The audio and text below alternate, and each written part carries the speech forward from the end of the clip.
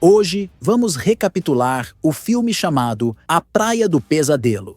Tudo começou do lado de fora de um presídio onde dezenas de motociclistas se aglomeravam em silêncio, como se estivessem velando por alguém muito querido. Lá dentro, Diablo caminhava pelos corredores sendo escoltado pelos guardas. Ele tinha sido condenado pela morte de Mary, uma jovem da cidade que todos conheciam e respeitavam. Agora, chegou o momento de pagar por aquele crime com a própria vida. Diablo não conseguiu conter sua fúria. Gritou e xingou os guardas, direcionando especialmente sua ira para o policial Strisher, que havia desempenhado um papel fundamental em sua condenação. O diretor da prisão, seguindo o protocolo, perguntou se ele tinha alguma última palavra antes da execução. Diablo, então, disse que tinha sido incriminado injustamente, mas que voltaria para se vingar de todos os responsáveis. O interruptor foi acionado e Diablo foi eletrocutado até a morte. Alguns dias se passaram e a vida seguiu seu curso natural. Milhares de estudantes universitários começaram a chegar à costa leste da Flórida para sua tradicional semana de férias de primavera. Fort Lauderdale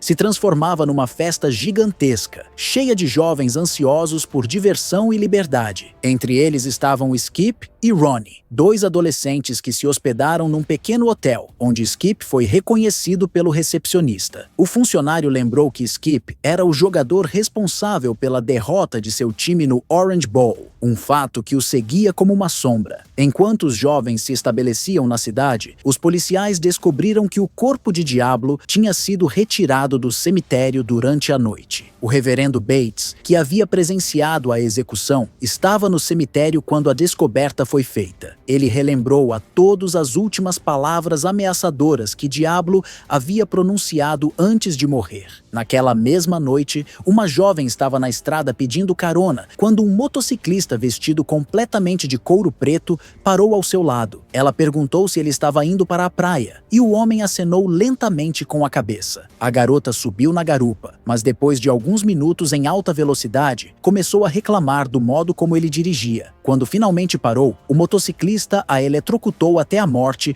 usando um sistema que havia sido acoplado à sua motocicleta. Depois disso, ele foi embora. No dia seguinte, Skip e Ronnie quase se meteram numa briga séria com os próprios Demons do lado de fora de um bar local. A gangue, que agora era liderada por Dog, após a morte de Diablo, ordenou que os garotos tirassem seu veículo dali imediatamente. Eles se recusaram, e a tensão começou a crescer perigosamente. Foi quando o policial Strisher apareceu e impediu que os Demons fizessem qualquer coisa mais drástica. Os garotos aproveitaram a oportunidade e entraram no bar rapidamente. Stricker aproveitou o momento para fazer uma pergunta que revelava suas preocupações. Queria saber se haviam sido os Demons que retiraram o corpo de Diablo do cemitério. Dog ainda carregava um ressentimento profundo pela execução de seu antigo líder e não perdeu a oportunidade de chamar Strisher de corrupto. Depois dessa acusação direta, foi embora com sua gangue sem dar qualquer resposta à pergunta do policial. Dentro do bar,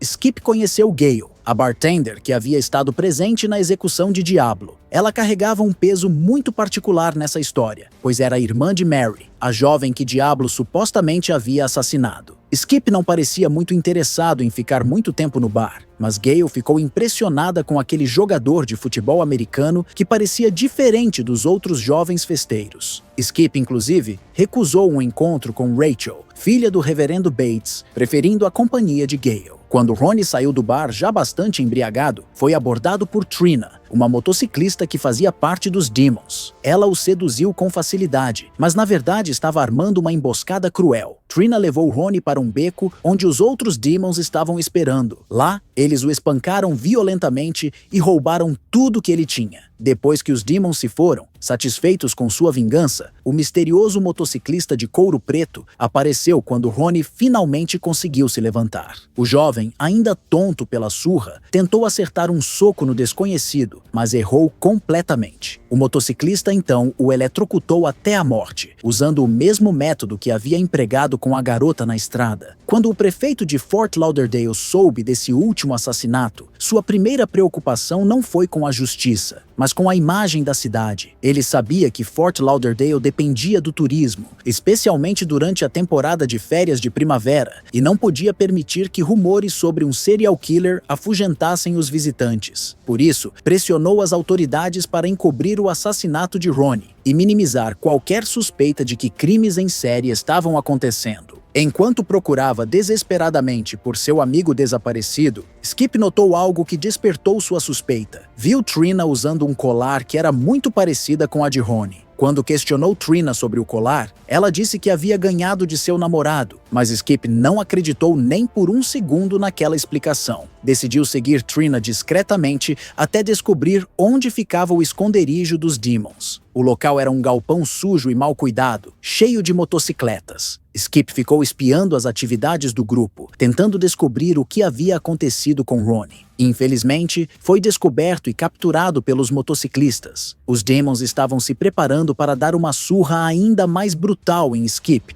quando Striker apareceu do nada, carregando um mandado oficial. Disse que estava procurando o corpo de Diablo e tinha autorização para revistar o local. A chegada do policial interrompeu a violência que estava prestes a começar. De volta ao hotel, uma jovem chamada Kimberly havia levado um homem mais velho para seu quarto. Ela estava fazendo programa, trocando favores libidinosos por dinheiro para custear suas férias. O que eles não sabiam era que um funcionário do hotel, que tinha o hábito doentio de espionar os hóspedes, estava observando tudo através de um buraco na parede. O funcionário estava tão concentrado na cena que não percebeu quando o motociclista se aproximou dele. Depois que Kimberly mandou o cliente embora, notou um olho espiando através da abertura na parede. Assustada, correu para verificar o que estava acontecendo e encontrou o funcionário morto. Antes que pudesse escapar pelo elevador, o assassino apareceu e a eletrocutou até a morte. Skip encontrou Gale do lado de fora do bar e perguntou se ela havia visto Ronnie. Ela respondeu que a última vez que o viu, seu amigo estava bastante embriagado. Preocupada com o desespero de Skip, Gale se ofereceu para acompanhá-lo ao hospital, na esperança de que Ronnie tivesse sido internado após algum acidente. No hospital, eles procuraram o Dr. Willett, mas quando perguntaram sobre Ronnie, o médico disse que não sabia de nenhum paciente com esse nome. Frustrados, os dois foram até a delegacia para relatar oficialmente o desaparecimento. Tanto a visita ao hospital quanto a ida à delegacia se mostraram completamente ineficazes. No dia seguinte, Skip esperou o Dr. Willett entrar no carro e o confrontou diretamente, exigindo saber onde estava seu amigo. O Dr. Willett era conhecido por ter problemas com álcool e um passado duvidoso, o que o tornava vulnerável à pressão. Cedendo à insistência de Skip,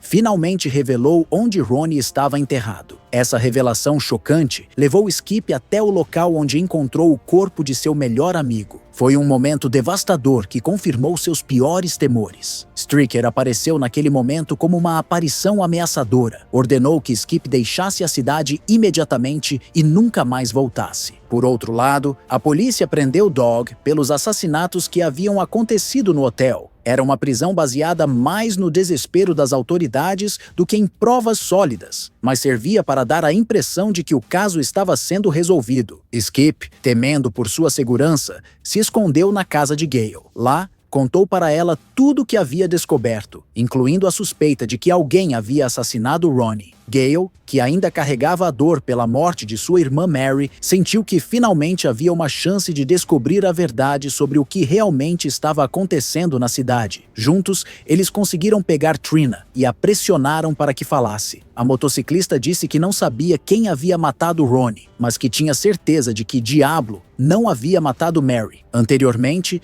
numa conversa que poucos haviam presenciado, Striker havia confessado ao prefeito que sabia da inocência de Diablo. Tinha dito claramente que precisavam de um bode expiatório para a morte de Mary, escolhendo Diablo simplesmente porque era conveniente. Essa confissão confirmava que a condenação havia sido uma farsa e que tanto Striker quanto o prefeito estavam envolvidos numa conspiração corrupta. Com essas suspeitas crescendo, Skip e Gale começaram a acreditar que o próprio policial Striker poderia ser o responsável pelos assassinatos recentes. Decidiram investigar por conta própria e entraram sorrateiramente no trailer onde ele morava. Lá dentro, encontraram fotos das garotas que haviam sido mortas. As imagens mostravam procuravam as vítimas do motociclista misterioso, reforçando drasticamente a suspeita de que Streaker era realmente o assassino que aterrorizava a cidade. Naquela noite, os Demons tomaram uma decisão drástica. Decidiram invadir a delegacia para resgatar Dog, deixando apenas Trina no galpão para vigiar o esconderijo. Não demorou muito para que o assassino aparecesse no local. Encontrou Trina sozinha, a jogou no sofá e a eletrocutou até a morte. Enquanto os motociclistas invadiam a delegacia e libertavam Dog numa demonstração clara de desafio à autoridade local, Skip teve uma ideia arriscada para capturar o assassino. Pediu para Gale ir sozinha até um ferro velho abandonado, na esperança de que isso atraísse o motociclista misterioso para uma armadilha. Quando estava a caminho do local para se juntar a Gale, Skip se deparou inesperadamente com Striker. O policial claramente não estava ali por acaso, e Skip percebeu imediatamente o perigo. Começou a correr desesperadamente, mas foi alcançado por Striker, que já estava com a arma em punho, pronto para atirar. Foi nesse momento que os Demons apareceram como salvadores improváveis. Dog atirou em Streaker sem hesitar, e os motociclistas então amarraram o policial ferido com uma corrente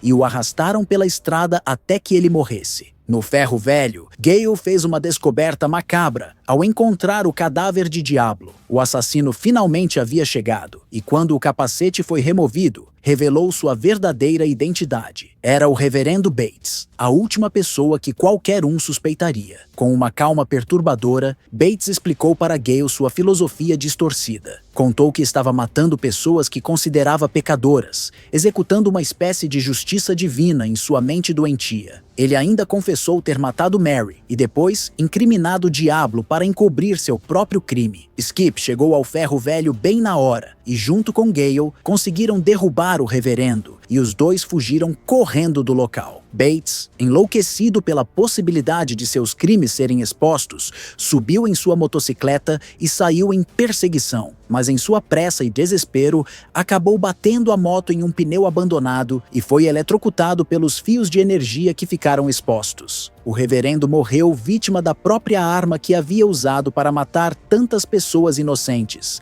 encerrando finalmente sua onda de assassinatos. Skip e Gale, agora unidos não apenas pelo amor, mas também pela terrível experiência que haviam compartilhado, partiram juntos de Fort Lauderdale em direção a uma nova cidade. Espero que tenham gostado. Até a próxima!